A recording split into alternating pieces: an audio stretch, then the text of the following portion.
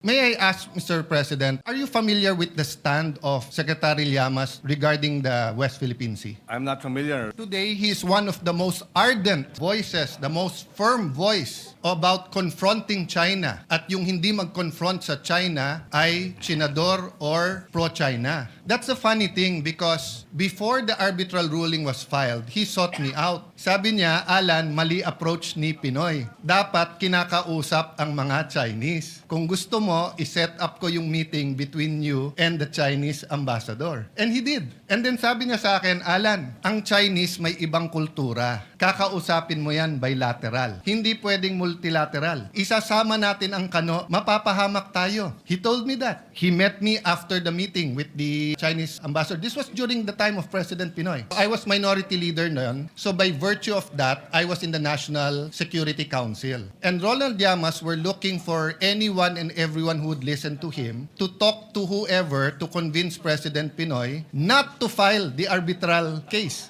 Not to go and to have bilateral talks. So let me just mention, Mr. President, that what is seen in public, in Facebook, in vlogs, is very, very far from what is discussed in the halls of power and between professionals.